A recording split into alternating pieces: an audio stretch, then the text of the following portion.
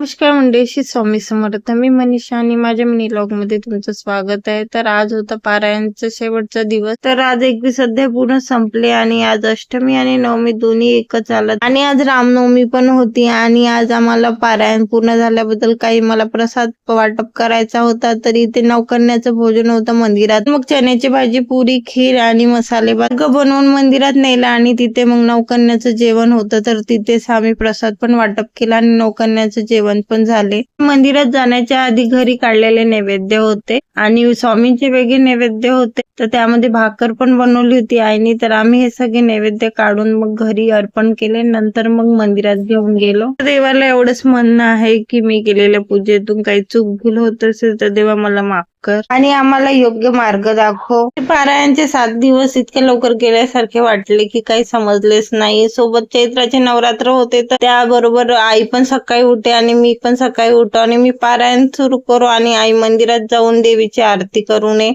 तर मला नवकन्यासाठी काही घ्यायचं होतं म्हणून मी इथे क्लिपा घ्यायला आली होती आणि मग इथून ह्या क्लिपा घेऊन गेली. घरी मी आली आणि नंतर मंदिरात गेली तर तिथे अष्टमीचं हवन सुरू होतं. तिथे मग आई बाबा बसले होते हवनवर आणि हवन झाल्यानंतर मग लगेच आरती झाली आणि इथे नवकन्यांना जेवण वाढले. आम्ही नवकन्याचे जेवण झाल्यानंतर त्यांना हळदी कुंकू लावून त्यांना मी हे आणले होते क्लिपा, त्या देऊन दिल्या आणि त्यांचे नमस्कार करून घेतले.